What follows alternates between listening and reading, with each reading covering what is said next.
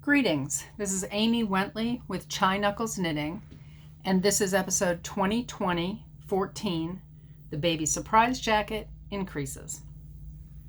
I'm currently teaching a Zoom class on the Baby Surprise Jacket, and this video covers the increases that are used in that pattern. A previous video, 2020-13, showed the decreases, and the next video after this, 2020-15, will show you how to change colors for stripes. So let's get on with increases. So for the first part of the Baby Surprise Jacket, you'll be doing decreases. And the last video showed how you do those decreases and how you can set those decreases up so that you have a knit ridge up your work where those decreases show. In this video, I'm going to show you how to now change to increases. And there are a couple of different increases that Elizabeth Zimmerman suggests. One is a backward loop, make one. M1 stands for make one. So it's a backward loop. I don't recommend that. I don't think you should use it. So I'm recommending that you use a lifted increase. That's more traditionally known as a make one. In this video, what I'm going to do is I'm going to show you how to do the lifted increases, and I'm going to show you how to mirror them. There is a make one right and a make one left. They're often abbreviated M1R for right and M1L for left. Now, when you're working with garter stitch like this, you really can't see the difference too clearly between a make one R and a make one L. So it's perfectly fine if you want to just do one of the other of these twice. I think that M1L is easier to do. When I show you that, I'll talk about that. So you could do an M1L on both sides of this ridge. But I'm going to show you how to do it mirrored just so that you have a choice. Okay. So what you're going to do is you're going to start out by working to one stitch before your marker. So I will do that. So when you were doing the decreases, you worked to 2 stitches before the markers. But for the increase, you just have to work to 1 stitch before the marker. And here I am. And that 1 stitch before the marker is that knit ridge. And so what you're going to do is you want to do an increase on each side of that knit ridge. And the way that you do a make one increase is you lift the thread between the 2 stitches on your needle. So do you see that thread? I can use my scissors to kind of point that out. There's a thread between the 2 stitches on the needles. You're going to pick this up with your left needle. So for a make one R, that would be the one on the right side of this knit ridge. To do a make one R, make one right, I think in my head rear. So what you're going to do is take your left needle, and from the rear you're going to scoop up that that ladder, that piece of yarn, that strand between the 2 stitches, and you'll notice that it is sitting backwards on the needle. Normally when we work a knit stitch, the right leg is in the front and the left leg is in the back of the needle. This one is opposite of that.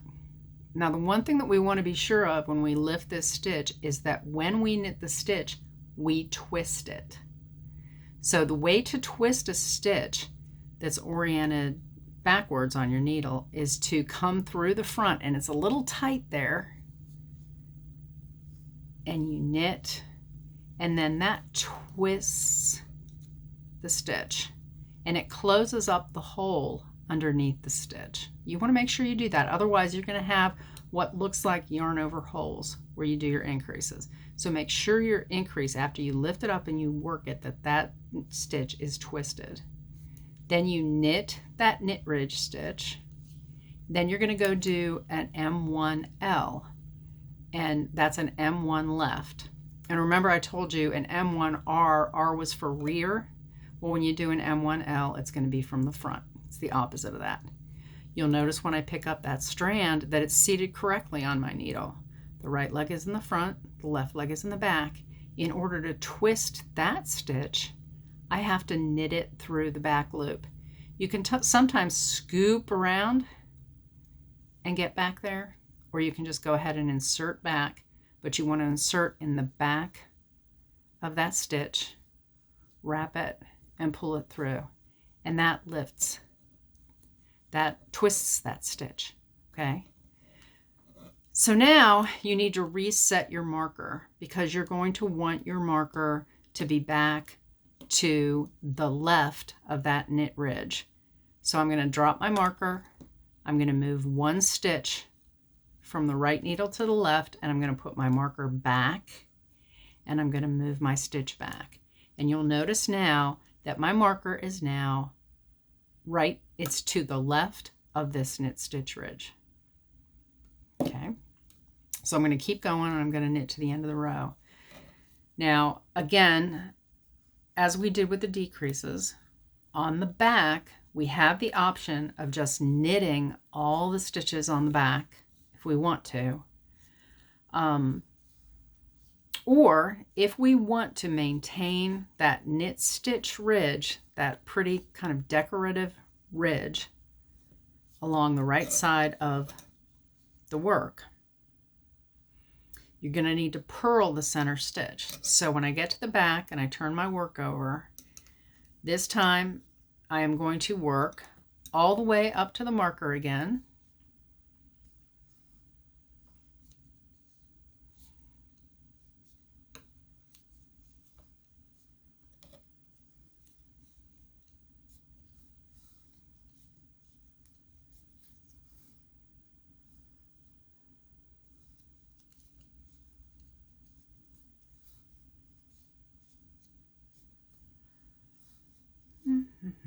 My yarn's all over the place.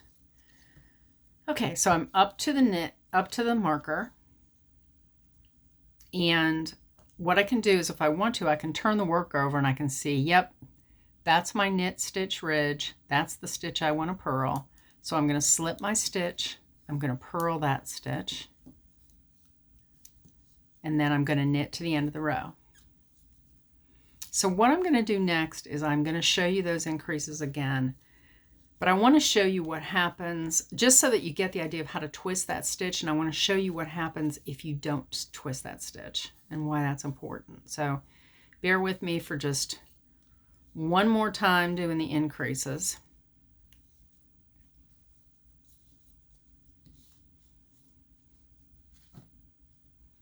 And so when I'm back on my front side again, you'll see I'm still maintaining that knit ridge there.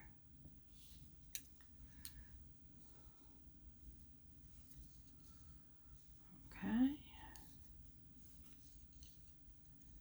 And I'm going to work again up until one stitch before the marker.